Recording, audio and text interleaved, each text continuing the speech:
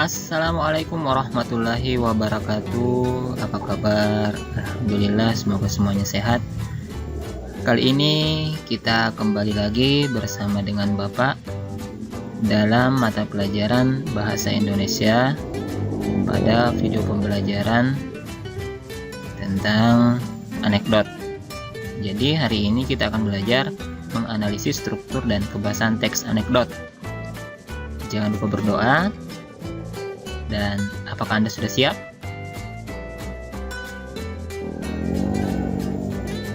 Sebelum kita masuk ke materi, Bapak akan menyampaikan tentang kompetensi dasar, indikator pencapaian kompetensi, dan materi pokok. Kompetensi dasar pada pembelajaran kali ini yaitu menganalisis struktur dan kebahasan teks anekdot.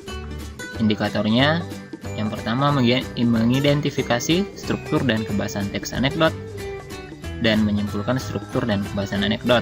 Materi pokoknya berupa struktur teks anekdot dan kaidah kebahasan teks anekdot.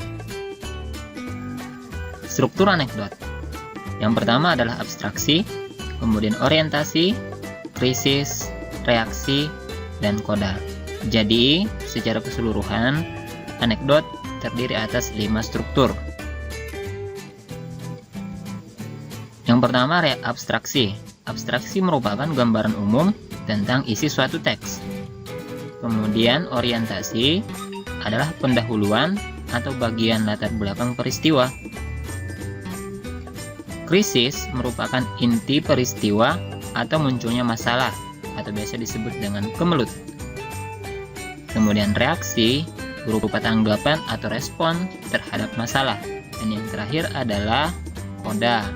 Koda berupa penutup atau simpulan. Koda bisa terdapat di dalam teks anekdot atau tidak. Bacalah teks anekdot di samping. Aksi maling tertangkap CCTV. Seorang warga melapor kemalingan. Pelapor, "Pak, saya kemalingan." Polisi, "Kemalingan apa?" Pelapor, "Mobil, Pak. Tapi saya beruntung, Pak." Polisi, "Kemalingan kok beruntung?" Pelapor, "Iya, Pak. Saya beruntung karena CCTV merekam dengan jelas. Saya bisa melihat dengan jelas wajah malingnya." Polisi, "Sudah minta izin malingnya untuk merekam?" Pelapor, "Belum." Sambil menatap polisi dengan penuh keheranan. Polisi, "Itu ilegal. Anda saya tangkap." Pelapor hanya bisa pasrah dan tak berdaya. Identifikasilah strukturnya.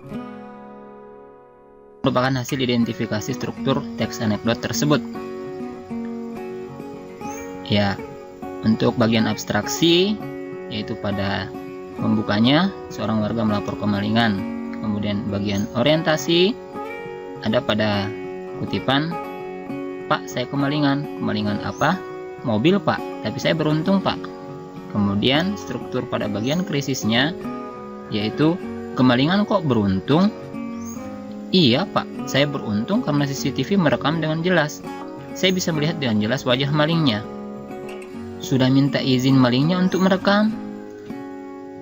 Ya, itu pada bagian krisis. Sekarang, pada bagian reaksinya, belum. Sambil menatap polisi dengan penuh keheranan. "Itu ilegal. Anda saya tangkap."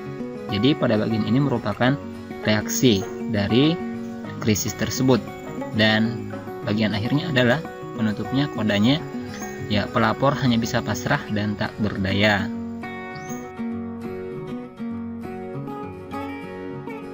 Teks anekdot. Yang pertama, ada pertanyaan retorik, kemudian kata kerja aksi. Anekdot memiliki bahasa yang lucu, kemudian berisi sindiran, menunjukkan konjungsi waktu, ya, melatar belakangi peristiwa dari masa lalu, kebenaran tertentu, kemudian terdapat kalimat perintah dan kalimat seru, serta kalimat langsung. Kita bahas satu persatu. Pertanyaan retorik. Ya, retorik dalam hal ini adalah ya tidak membutuhkan jawaban. Jadi pertanyaan retorik merupakan pertanyaan yang berisi kalimat yang tidak membutuhkan jawaban, seperti apakah kamu tahu? Apakah Anda ingin sakit?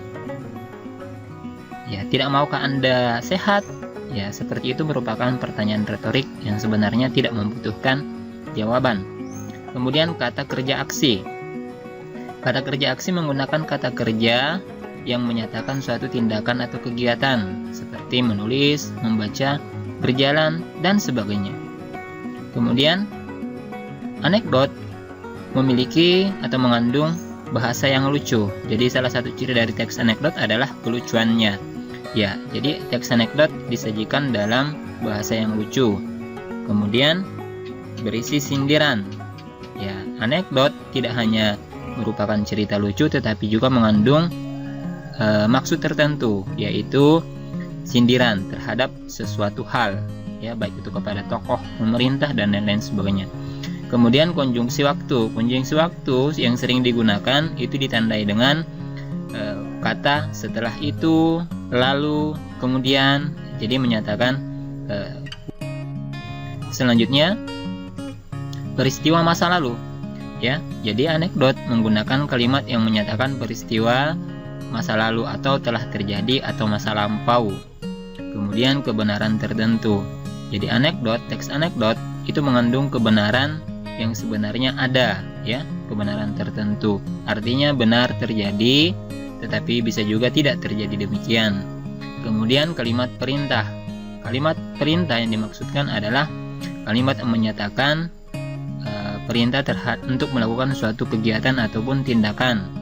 Kemudian kalimat suruh yang dimaksud yaitu kalimat yang menyatakan suatu reaksi atau respon, seperti aduh, amboi, dan sebagainya.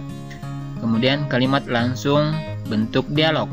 Kalimat langsung yang dimaksudkan di sini adalah khusus untuk teks anekdot yang disajikan dalam bentuk dialog atau drama. Nah, itu ciri yang utamanya yang paling bisa dikenal adalah dengan menggunakan kalimat langsung yang dominan. Baik, analisislah kaidah kebahasaan teks anekdot aksi maling tertangkap CCTV tadi yang telah Anda baca. Analisis kebahasaan teks anekdot tersebut, ya, misalnya untuk unsur kebahasaan, contoh kalimatnya, pada puncak pengadilan korupsi politik, jaksa penuntut umum menyerang aksi. Kemudian kalimat retorisnya, apakah benar, teriak jaksa, bahwa Anda menerima $5.000 untuk berkompromi dalam kasus ini? Kemudian penggunaan konjungsi yang menyatakan hubungan waktu. Akhirnya hakim berkata, Pak, tolong jawab pertanyaan jaksa. Kemudian pada penggunaan kata kerja aksi, ya, pada kalimat terdapat kata menatap dan mendengar. Hal itu merupakan contoh dari kata kerja aksi. Kemudian penggunaan kalimat perintah. Ya, contoh kalimatnya, Pak, tolong jawab pertanyaan jaksa. Jadi diminta untuk menjawab pertanyaan jaksa. Kemudian menggunakan kalimat seru. Contohnya, oh, maaf. Ya, demikian hasil analisis. Sumber belajar pada kegiatan ini dapat Anda lihat dari buku digital atau e-book format PDF yang ditulis oleh Suhairli dan kawan-kawan, yang diterbitkan oleh Pusat Kurikulum dan Perbukuan Balitbang Kemendikbud pada tahun 2017, dan blog internet dari Studio Belajar dan YouTube. Sekian, terima kasih video pembelajaran kali ini. Jangan lupa berdoa. Assalamualaikum warahmatullahi wabarakatuh.